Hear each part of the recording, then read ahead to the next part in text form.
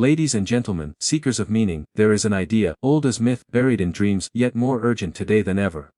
An idea so dangerous. Not because it brings destruction but because it brings truth. And truth is not safe. This idea whispers that the chaos we see in the world is not born out there, but within us. That the monsters we fear are not only in history books or across enemy lines but in the mirror.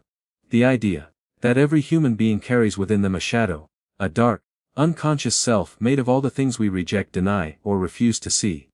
We live, many of us, under the illusion that we are wholly good, decent, moral beings, that our intentions are pure and our choices justified. We identify with the bright side of our personality, the one that smiles at strangers, keeps its voice calm in conflict, and follows the rules of the society around us. But just behind this polished exterior, hidden beneath the surface of our consciousness, is a darker presence, subtle, persistent, and ancient. It is not evil in the way we've been taught to understand evil, not demonic or malicious in some cosmic sense. Rather, it is human, terribly human. It is made of every impulse we have denied, every thought we have suppressed, every emotion we have labeled as unacceptable, shameful, or weak. It is everything we have disowned to become who we think we are supposed to be. This is the shadow. The shadow is not created by evil forces, it is created by personal choices. Every time we were told not to cry and learned to suppress sadness. Every time we felt anger and were punished for it. Every time we desired something and were told it was wrong. A piece of us was pushed into the dark. As children we adapt to the expectations around us. We learn what is rewarded and what is rejected. Over time, we develop a socially acceptable self, a persona. But the traits we cast off do not vanish, they fall into the unconscious waiting. Waiting not to destroy us, but to be acknowledged. Most people believe that by ignoring these parts, they disappear. That if they pretend to be good long enough, only goodness will remain. But the human psyche does not function like that. What is repressed does not die, it hides and it grows. It starts to leak out sideways, in sarcasm, passive aggression, in the sudden outbursts we can't explain, in the hatred we project on others without understanding why. It reveals itself in dreams, in fantasies, in the people we irrationally despise or idolize. The more we reject our own darkness, the more power it gains over us. We see this in everyday life. The man who prides himself on being rational and calm explodes in rage when someone challenges his authority. The woman who considers herself pure and spiritual secretly envies the confidence of those who break the rules she holds dear. The activist who fights for justice ends up becoming cruel to those who disagree with him, blind to the irony. Each of them is possessed, not by a daemon or external force, but by a part of themselves they refuse to know. Projection is the favorite weapon of the shadow. When we are blind to our own flaws, we see them in others. We accuse our enemies of being liars, manipulators, arrogant, greedy, unaware that these same traits live within us in subtler forms. The shadow uses projection to protect our self-image. It allows us to remain innocent in our own eyes by making others carry the weight of our disowned qualities. It is easier to judge than to reflect. Easier to blame than to integrate. But the most dangerous form of the shadow is not the personal one. It is the collective shadow. When entire groups, ideologies or nations disown parts of themselves, and unite around the belief that all evil lies elsewhere. Wars are not started by individuals who understand themselves. They are started by masses of people who believe they are righteous. Genocide does not begin with violence. It begins with unconscious hatred, cultivated in silence, justified by ideology, amplified by fear. When the collective shadow is ignored, it takes on a mythic, destructive force. Humanity becomes divided into heroes and villains, and the horrors that follow are committed not by monsters but by ordinary people convinced of their moral superiority. There is, therefore, a terrifying irony in the shadow. The more we deny our darkness, the more we are ruled by it. We imagine that morality comes from pretending to be good. But true morality begins with honesty. With the courage to look inward and say, I am capable of cruelty, I have felt envy, I have wanted to hurt, to dominate, to deceive, I, too, carry what I condemn. This is not an admission of guilt, it is an act of humility. And humility is the first step toward transformation. But such honesty is rare. It is uncomfortable. It threatens the stories we tell about ourselves. It exposes the fractures in our identity. No one wants to believe that they are capable of the very things they abhor. And so we continue the performance. We pretend. We polish our personas until they shine, even as the shadow grows restless beneath the surface. Some people run from it for a lifetime. Others meet it only when their world collapses. When trauma strips away the illusion of control, when a relationship ends, when a job is lost, when an addiction can no longer be hidden. At that moment the shadow no longer whispers, it screams. And what it says is not, you are evil. It says, you are incomplete. the shadow is not our enemy. It is the part of us that has been waiting to be heard. To listen to it is not to descend into darkness, but to expand consciousness. To reclaim the parts of ourselves that we abandoned. What we find there is not only rage, jealousy and fear, but also passion, creativity, and power. The same energy that can destroy when integrated can also heal. The fire that burns can also illuminate. Those who have the courage to face their own shadow do not become angels. They become whole. They move through the world with clarity and compassion, no longer trapped in cycles of projection and denial. They no longer need to control others to feel safe. They have nothing to prove, because they have met the enemy, and it was themselves. And in that meeting they discovered not only darkness, but the potential for true inner freedom. In the age we live in now, surrounded by infinite noise and endless connection, the old shadows have not disappeared. They've only changed form. The darkness we once saw in myths, in ancient texts, in forgotten rituals, now pulses through algorithms, in timelines, in pixels and usernames. Every human flaw, every unintegrated impulse, now has a platform. Outrage is no longer a rare emotional surge, it is a currency. Moral superiority is marketed. Certainty has become entertainment. And yet beneath all the noise, there is something deeply familiar. The battles being fought today, in comment sections, in culture wars, in silent homes filled with unseen tension, are not new. They are echoes of a deeper, older conflict, the struggle between the self and the parts of the self we refuse to acknowledge. The modern world is obsessed with image, with identity. We build digital versions of ourselves that reflect only the parts we are proud of. The smiles, the successes, the carefully edited beliefs. But the more we curate the outer self, the more disconnected we become from the inner world. That world does not care about filters. It holds the emotions that were never expressed, the thoughts we didn't say out loud, the fears we pretend we've outgrown. And as long as we avoid that world, it doesn't disappear, it distorts our reality. The person who cannot admit they are afraid becomes a bully. The person who cannot accept their failures becomes a critic. The person who cannot face their loneliness becomes addicted to distraction. What we suppress returns. But it returns wearing masks we cannot recognize, acting through us in ways we refuse to own. We are as a society rapidly losing the ability to reflect. We react, we judge, we divide. But we do not reflect. Reflection requires stillness. It requires silence. It requires the courage to ask, why did that make me so angry? What part of me felt threatened? What truth am I avoiding by blaming someone else? These are dangerous questions because they dismantle the illusion of purity. They reveal that even our most passionate convictions may be contaminated by ego, by pain, by shadow. And this threatens our belonging. In a world where social tribes define identity, to question your side is to risk exile, so most people don't. They double down, they shout louder, they find enemies. Because enemies are easier than introspection. We now live in a culture of projection. And projection, at its core, is a refusal to take responsibility for our own inner life. It is easier to believe that the world is full of evil people than to admit that we ourselves carry fragments of that same potential. The tendency to scapegoat, to assign all blame and negativity to a particular group, ideology, or individual, is not a sign of clarity. It is a symptom of psychological immaturity. It is what the psyche does when it cannot face itself. The shadow has no interest in justice, it wants survival. It will do whatever it takes to preserve the illusion of a clean, innocent self, even if that means destroying others. And so we watch, again and again, as movements born from truth decay into extremism, as leaders who began with compassion fall into arrogance, as victims become oppressors. This is not cynicism, this is a pattern that repeats when people remain unaware of their own darkness. Good intentions are not enough.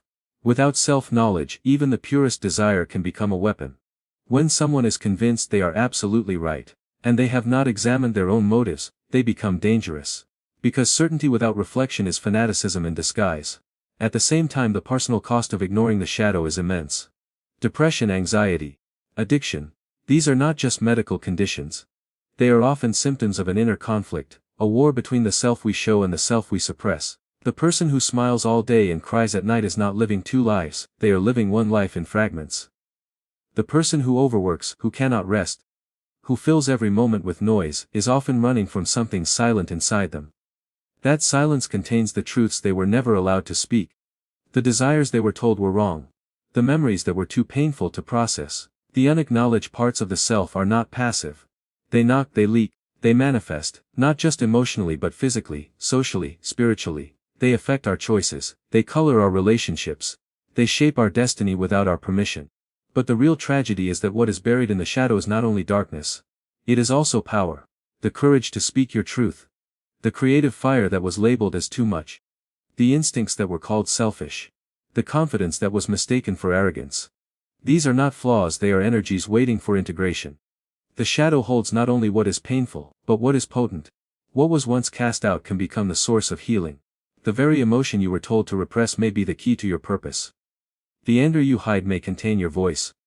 The fear you avoid may guard your authenticity. But none of this can be accessed without turning inward. The outer world, as it grows louder and more divided, demands inner work. This is not self-help. This is self-confrontation. It is not about fixing what is broken.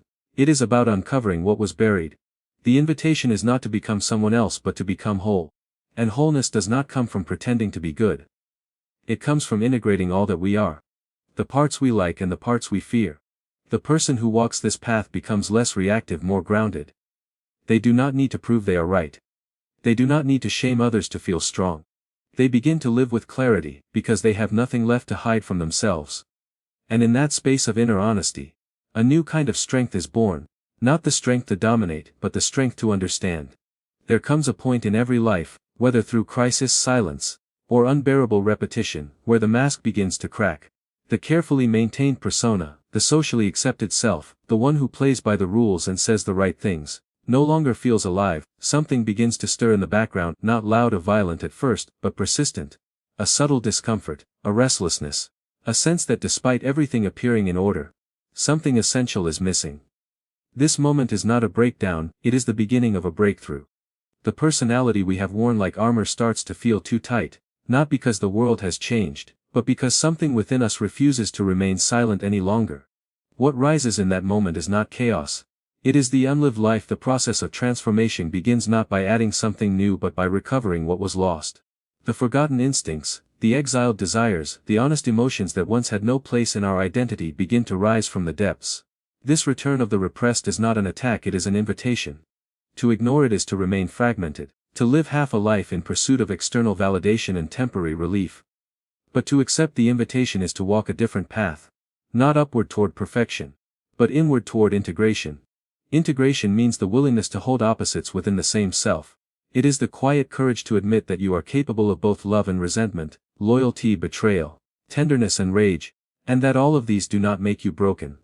They make you whole. The journey where does not begin with light. It begins with shadows. One must descend before one can rise. The descent is not into sin or shame but into truth. To walk this path is to revisit the places within where the voice of the child was silenced, where the wildness of instinct was tamed into obedience, where the wildness of emotion was painted over with polite behavior. In these depths lie the parts of the self that never stopped existing, only stopped being allowed. And they have been waiting. Waiting not to take over, but to be welcomed. As these exiled parts return, they do not come back alone. They carry energy, the energy we thought we had lost, the vitality that faded over years of conformity, the fire that once burned. It was labeled inappropriate, irrational, or too much. These returning fragments are not problems to be solved, they are keys. Each one unlocks a piece of potential that has been dormant. The anger that was once suppressed may reveal a boundary that was never honored. The sadness that was avoided may uncover a truth that was never spoken.